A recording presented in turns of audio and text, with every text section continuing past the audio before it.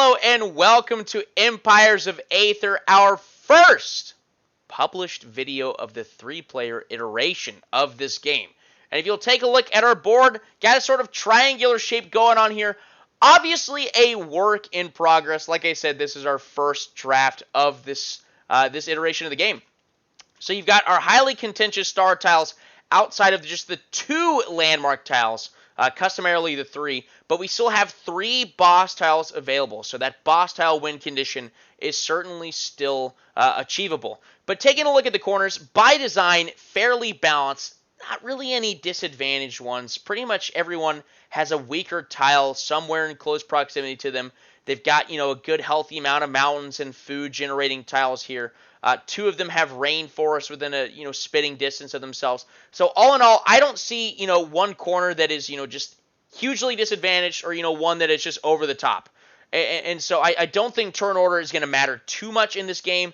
And so what do? We've got this game involving ya boy Xenares, Channy G, and Stanny Blue Shadow Justin.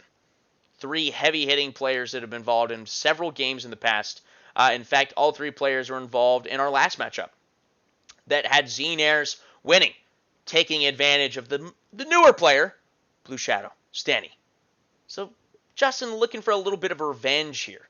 And what do we do here? We roll our dice. Channy gets the low roll here. Staniel in the middle. And your boy Xenares is going to take the cake with this first pick here, achieving the highest roll. But of course, we get our bans out of the way. Channy is going to ban Nature, get rid of them.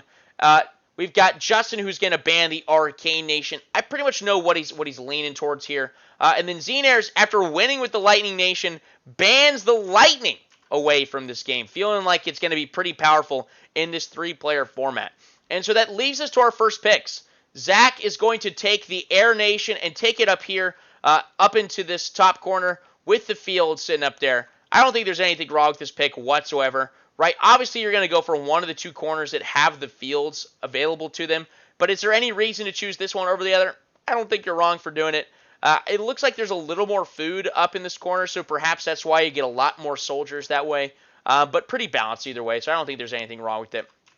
Then Justin really trying to make the Blood Nation work, and they are fresh off of a couple of buffs. They felt very powerful this game, and so we'll take a look at some of the changes that they experienced, but Justin sends his Blood Nation down here to the south pole of the map, which leaves Channy with the final pick, takes the Stalwarts, the Resolute, very powerful. I put them in the top tier of nations, Earth, just able to fortify every single tile, which might prove to be an absolutely huge asset to their strategy. So let's dive into the abilities that they selected for this game. Let's get everything else off the board. Let's jump into the lineup just before the action. Jumping into the lineups, we're kicking it off with Channy, who is the last to pick his nation, but that means he's going to be taking his turn first, and the abilities that he selected here. So Earth, obviously, thriving on that acquisition of building materials. They want to get as many mountains as possible in order to bolster their defenses, not only in terms of their soldiers' dice roll, but also in terms of being able to purchase more defensive fortifications, and that's for a number of reasons. And so diving into their abilities, all in all, pretty solid choices. There's a reason why I leave this card out here to the side, and we'll talk about that here in a second. But Tier 1, I think it's everything that you want. As for Construction Crew, perhaps the weakest of his 3 choices here. But getting an extra free mountain, always valid. Tectonic Plates is a must-take in every single situation for both its offensive, defensive, and landmark-taking capabilities. Absolutely critical. But Construction Crew, if we take a look at his board, right, he's already got 2 guaranteed mountains next to his capital with the addition of a 3rd based on his other Tier 1 ability. So is this really necessary? We're going to be taking a lot of building materials, so I'm not sure if this is necessary. Perhaps something else would have been better. But nothing wrong with it, of course. If someone is being hyper-aggressive on you, which the Air Nation has the full capability of doing so in these early stages of the game, perhaps you're not going to have enough building materials at that time in order to defend what you've just spent all of your resources to own. As for Tier 2, this is where I do have a bit of a criticism. Absolutely. Brick by brick, which is normally a staple. But it depends on the matchups. Because brick by brick, you thrive on those easy wins. The ones nations that aren't good at fortifying every single tile that they get, because Earth, of course, is not an aggressive nation. And so you're looking for weak points. So you just chip away at them little by little by little, and your economy is getting stronger all the while. Summon Citadel, absolutely just necessary in almost every single matchup, so definitely a good choice here. And Piercing the Mantle, can't go wrong with doubling the production of a certain tile. But when you're going against the Blood Nation, who can only have one defensive fortification on a tile, why are we not taking this card right here, Bringing the House Down, where I can destroy one of my own defensive fortifications to destroy one of theirs? Mine only costs 2. Theirs costs 6. But they can only have one on a tile. That is a minimal investment to eliminate the vast majority of their defenses. And I think we're going to see opportunities in this game where this could have been a hugely impactful play at the early and mid stages of the game. But in order to round out that weakness, we get to Tier 3, where he has a similar effect. Whenever his general attacks, he's going to strip any defensive fortifications away. And then, of course, I think their most powerful Tier 3 card at this point, because of the changes to the mechanisms of the game, no more building upkeep, Spare Rooms is their most powerful card. You're putting 2 defensive fortifications on every single tile that you own. Let's say you own 8 to 10 tiles by the time you get to Tier 3. That's 20 soldiers just from defensive fortifications alone. Not to mention your barracks and your economic buildings and your summoned Citadel defensive fortifications. You're getting a lot of soldiers at Tier 3. And that's where Earth wants to get in order to make that final push.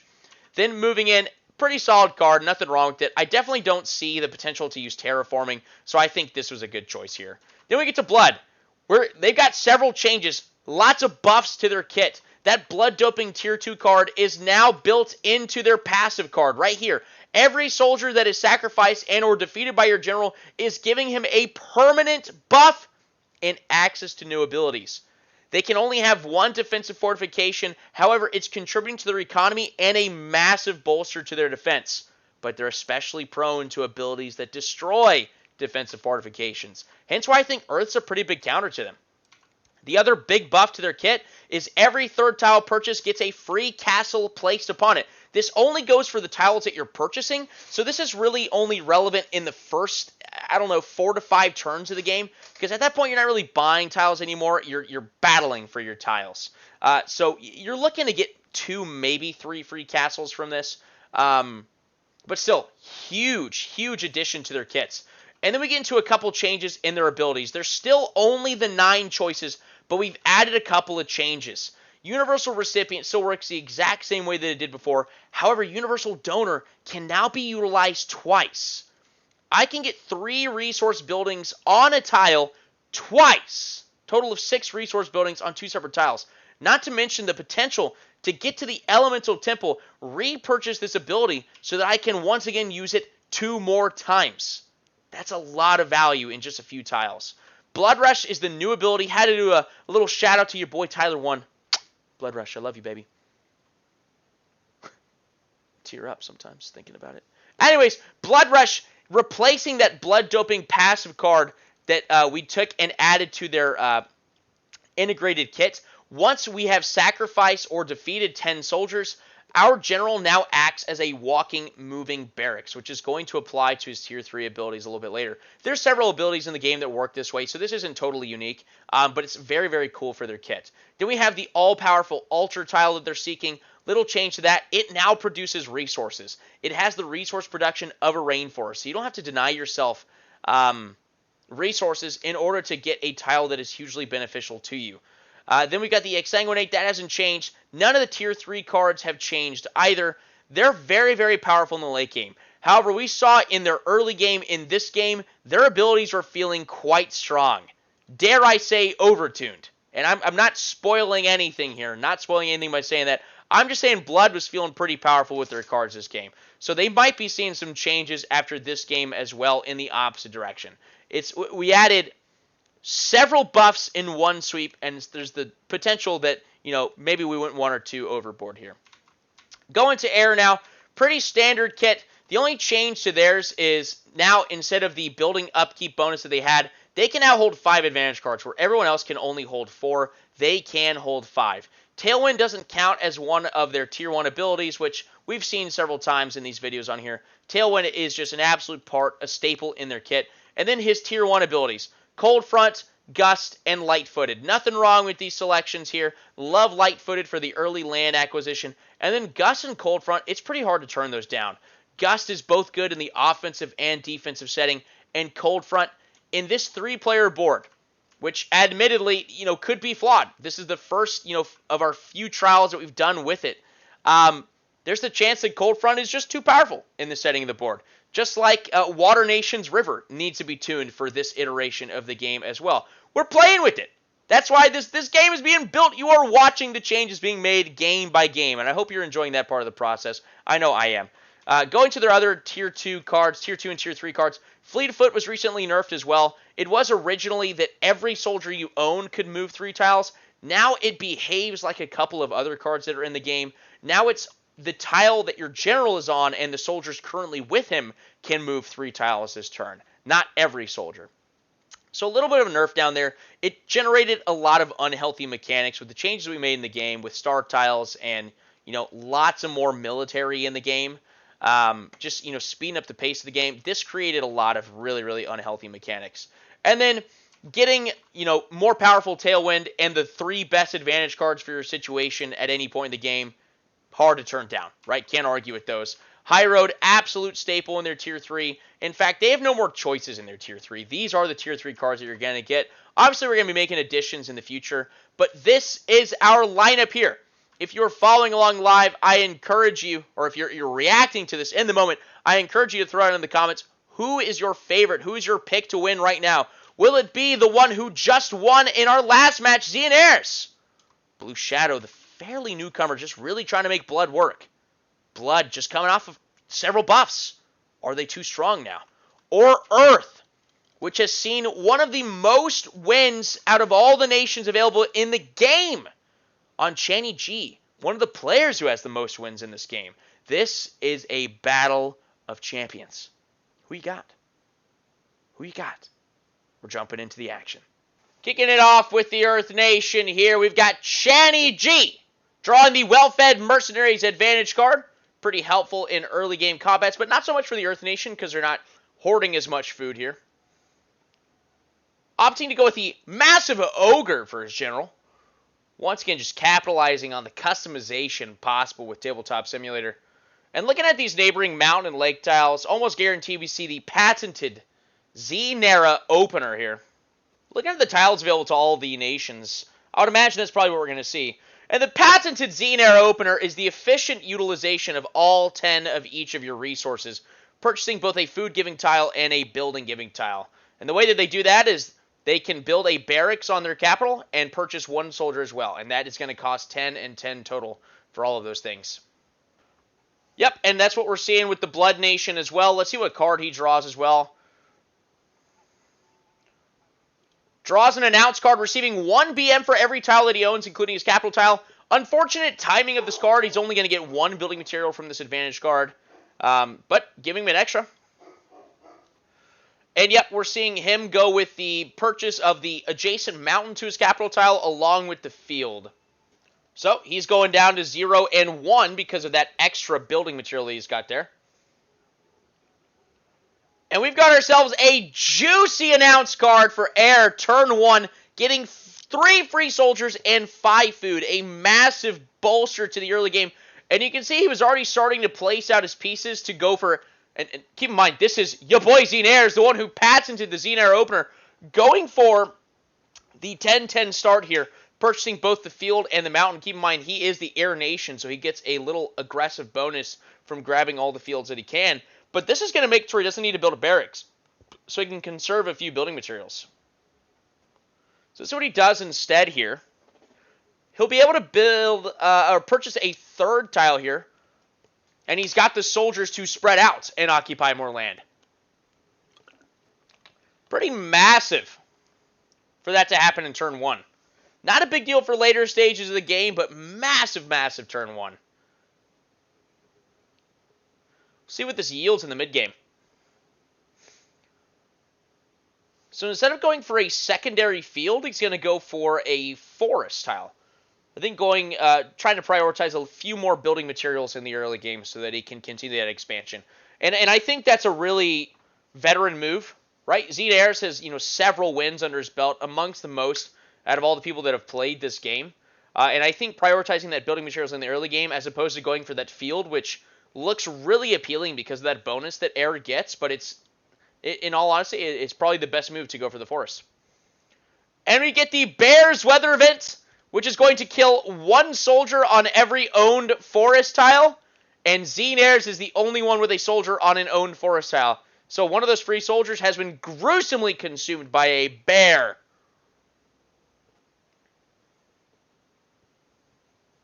Cheney gets the Force Hospitality card, which is it's pretty much a meme advantage card. There's not too many uses for it. Only seen it used productively used a couple of times here. But who knows? Maybe the situation will come along. So he's got a combat advantage card and the Force Hospitality. Not the best early game advantage cards. And with his resources hitting at 5 and 6, he can really only purchase this lake here. Could have opted for the Star Mountain tile here. Just looking at the other tiles around him may have been the move.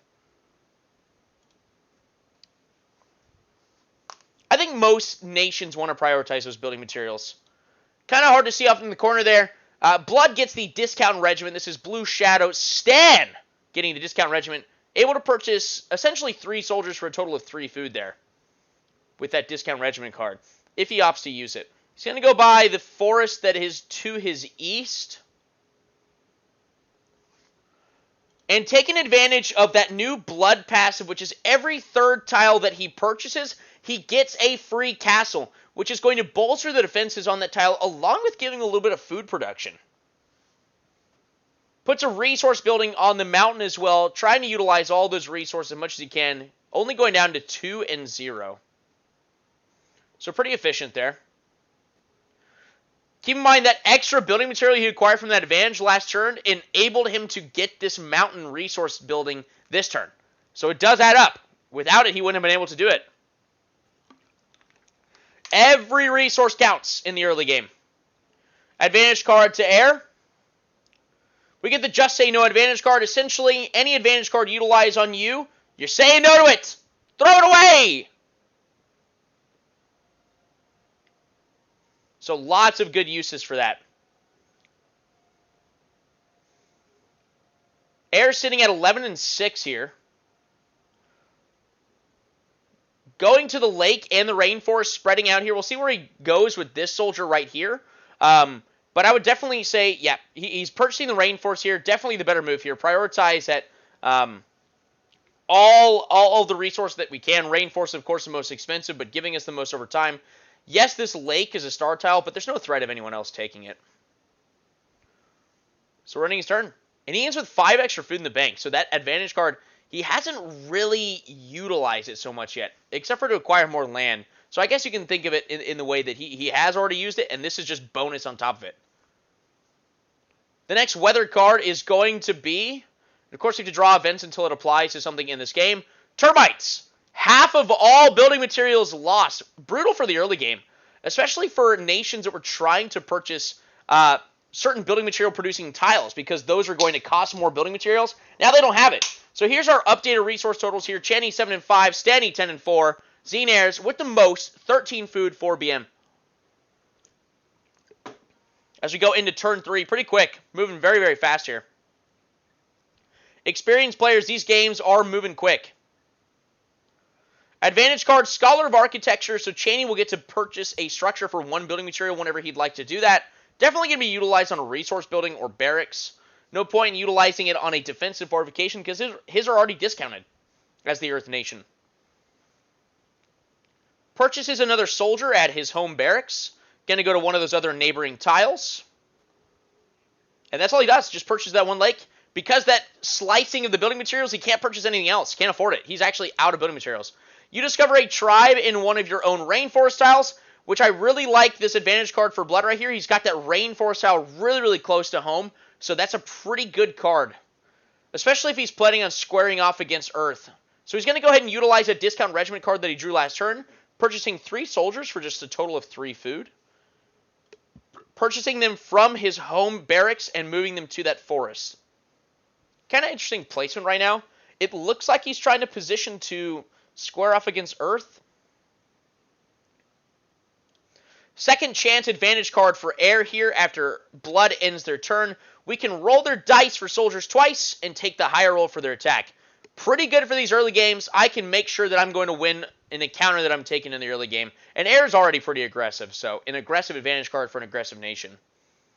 Purchases that star tile that he put his general on last turn. He has 2 building materials left after that move. So he's 1 building material off purchasing this swamp. Still doesn't have a barracks.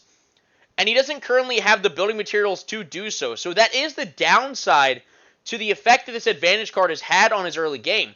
He was going to purchase a barracks, which means he was going to be able to produce more soldiers. But now he has no barracks. He doesn't have the building materials to build one.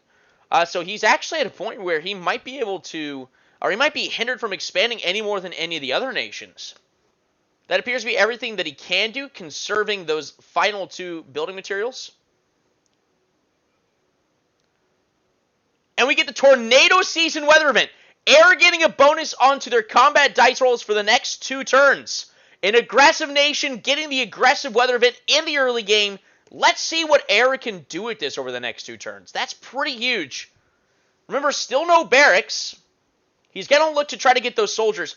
Look at our updated resource totals here. 9, 12, 13, 10, 15, 8. So Stanny's hitting the most balanced, I would say. But Xenair's with a lot of food. Can purchase a lot of soldiers to take advantage of that weather event. We got the Quick Feet advantage card for Earth here, which is going to allow him to move 2 tiles. Movement abilities on nations that don't normally have it, of course, inherently very powerful. So Earth's got something juicy in his back pocket, purchasing that lake adjacent to his capital tile. Retreats his soldier back to the forest. I don't like movement like this, especially in the early game, because taking land is absolutely crucial. So moving forward, just to move it back in the first few turns where soldiers are very few, it feels weak every time you do it. So could it have been planned around? Not sure. We might have to go back and look at a few plays here. But he purchases all tiles adjacent to his capital, spawning in a lot of these defensive fortifications, but he's only going to purchase 3. They cost 2 apiece because he's the Earth Nation, and so this is going to clean him out of his building materials. And this is what Earth does. This is what they want to do. You're purchasing as much land as you can, and you're fortifying every piece of land. Essentially building layered defenses, to where your opponent has to invest a lot of resources just to take down your outer tiles. But then, of course, you've got 3 or 4 behind them between you and their capital. Blood is going to purchase that field that their general was sitting on for last turn. Gets the Force Roll advantage card, which is essentially the opposite of the one that the Air Nation drew in this last turn.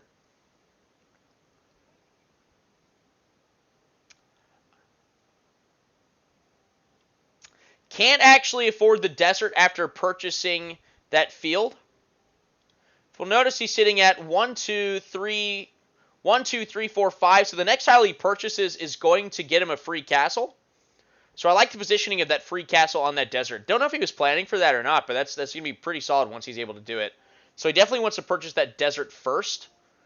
Instead, he purchases 5 soldiers, which we know what he's going for. He's going for a recently buffed ability.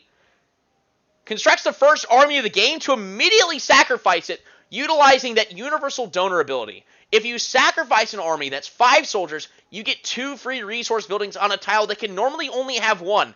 3 resource buildings on 1 tile. A massive bolster to the economy. And what is it also doing? It's powering up your general, courtesy of their blood doping passive.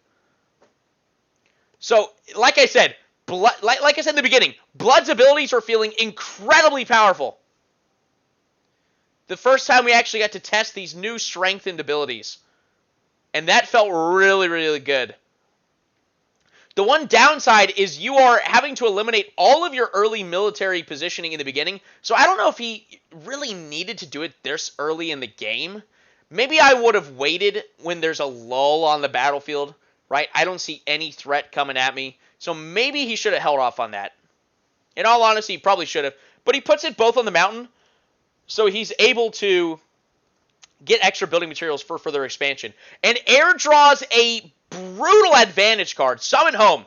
And when I say brutal, I mean it's probably the most powerful advantage card, second to just one other card, against the Blood Nation.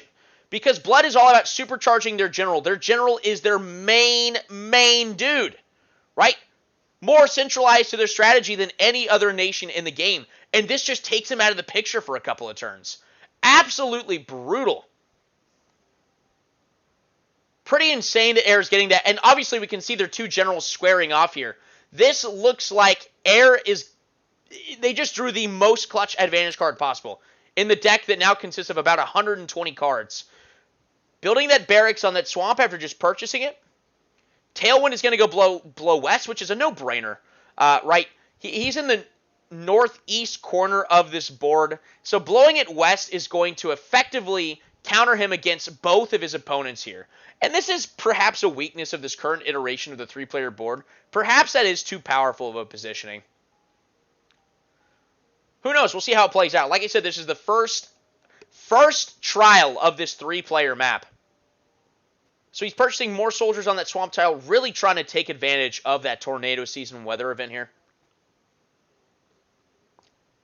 So with the capability of being able to send that air general back home, but there's that castle standing between the two generals right now, and that castle is a formidable foe. Even though air has a pretty big boost to their attack right now, 2 fields giving them +1 on each, Tailwind adding +1, so that's a total of +3. With Tornado Season, we're adding +5 to their dice roll.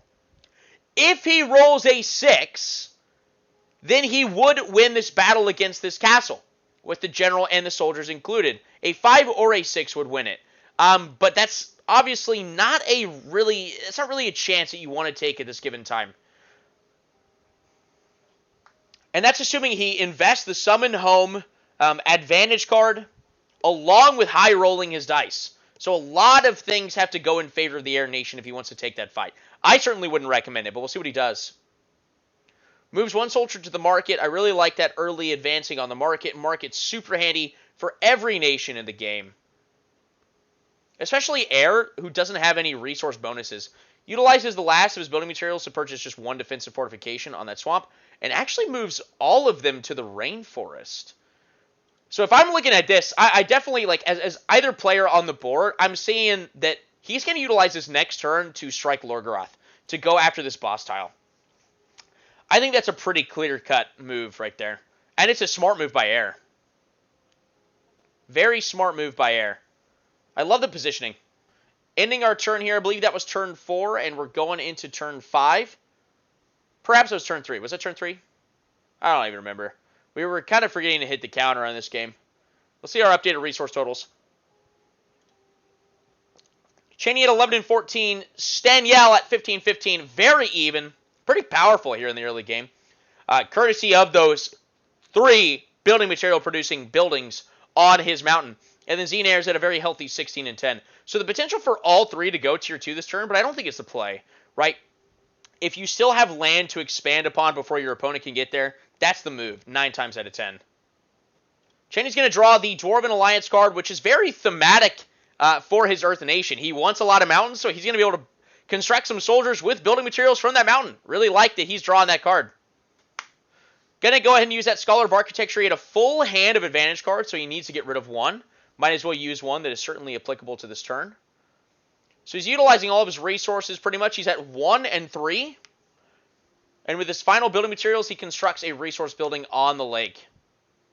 General taking a snooze there. Someone putting the kill animation on him. I wonder who it was. Perhaps putting a little signal that they're coming for him. So Earth ends their turn without actually expanding into any new tiles. And I really don't like that. The general should have probably at least moved to this forest. Or soldiers move to the swamp. You need to constantly move. What is the purpose of sitting on this tile and not advancing to the forest that the enemy has no chance of getting to in this next turn? Right? I have no threat coming at me. Can I even move into Air? Air has shown that we are favoring this Lorgaroth. They can't take out the boss and defend this side simultaneously this early in the game. I really don't like that. Blood draws the Budget Cuts advantage card. Going to go ahead and activate it and utilize that on the only Air barracks here. So Air's going to have to invest some more building materials. Now, as someone who is looking at what's shaping up here, pretty clear that Aether is going for the boss. There's no point to shift all of your troops there that way anyway. So this barracks is not going to be useful because he's going to construct a new one to get some extra soldiers anyway. But I guess we're going to go ahead and see that. I think a more experienced player realizes what he's going for and realizes that card is a waste at that point. Then he expands some soldiers out to the rainforest, constructing a soldier there. He was actually without any soldiers after sacrificing them using that universal donor. And I really, really like, remember what we said last turn, this desert was going to be his 6-tile purchase, which gives him a free castle. I really like the placement. He originally put his soldier on the rainforest, but then realized if I purchase this one first, I get a free defensive fortification on a star tile that is closer to my enemy. I really like that thinking. Blue Shadow Justin has only got a few games under his belt, but he's really starting to evolve. Then he purchases the rainforest. I like that. That's learning the nation. Sitting at 3 and 6, probably going to purchase a couple resource buildings here with those leftover building materials. Purchases an extra soldier, so he's going to go to 0 and 0 on his turn. Very efficient. Lots of economy coming his way. Let's see what Aether does here. Last turn of tornado season in effect. Constructs that barracks on the rainforest just as we expected. Purchases the maximum of 3 soldiers from that, giving him an army and 2 soldiers, the only army currently on the board.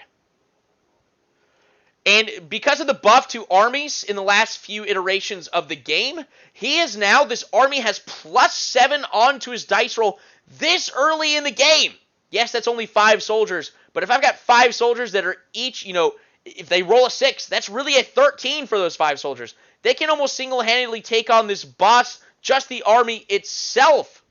A boss with 70 health, the highest health in the game. About to take it turn 5? That's pretty crazy. I think there's several nations in the game that can do this, but it takes a weather event. It takes a weather event to accomplish it. So I'm pretty sure they did the math here, and it was just if he rolls a 3 or higher, he does kill the boss. He goes ahead and activates Cold Front, which is going to prevent the movement of his opponents from moving against Tailwind. Keep in mind that the Tailwind is blowing to the western side of the board, effectively negating any movement in this direction or this direction from his opponent. Remember what we said about what Earth should have done. They should have been moving into the forest, or maybe in this direction. And this turn, now they only have one option, that's to move into the forest. But now that forest is up against an enemy-owned desert with a castle on it, so it just doesn't look as appealing. Aether is really looking like is encroaching upon this boss. Pretty confident they're going to take it this turn. What is Blood? Are they feeling the pressure from this? What are they feeling? What are they thinking when Aether is pressuring this boss here? So he activates that Cold Front card, draws that advantage card, and what is it? A combat card that can add to his dice roll, further increasing his chances. All he has to do is roll a 2 or higher with that army in his tow, because this is, if he utilizes his card, that's adding 8 onto his army's dice roll. Pretty massive. And like I said, the highest health total boss currently in the game goes ahead and activates at 110%. Battling the bosses is just like battling any of your opponents. You can utilize advantage cards as much as you need to. He's even got that second chance advantage card still in his possession. Is he going to go for it? Does he want to minimize the risk even more? His second chance card, he does. He can roll twice, and he can take the higher roll for his attack. He really wants to get this. Really wants to get this here. Rolls a 5 for his soldiers. Sorry, rolled a 5 for his general. Rolled a 5 for his soldiers, and that is already the win. Rolls it for kicks and giggles, and rolls a 6 for his soldiers. So he's attacking with a massive total very early in the game. That Lorgoroth is his. Easily eclipsing that 70 health total mark that Lorgoroth has. And what does he get in his possession? He gets the Solwell advantage card, which upon defeating the enemy, gets to resurrect soldiers for his own army. Pretty powerful. But even more important, it gets him halfway to a win condition. If he kills another boss, then that's a win condition right there. Let's see how this Solwell card impacts the game, if at all. And he goes ahead and utilizes some building materials to fortify that tile that he just claimed. So definitely an effective utilization of that weather event. Capitalizing on that opportunity. So the tornado season will expire at the end of this turn, but you just took down the highest health total boss in the game. So we get a new weather event. And holy moly, Northern Fog. So we already have Cold Front enacted. Northern Fog prevents the movement north. So Blood is really going to struggle to find some movement here. Keep in mind, Blood is in the south pole of the map, essentially. They can only move west with the wind.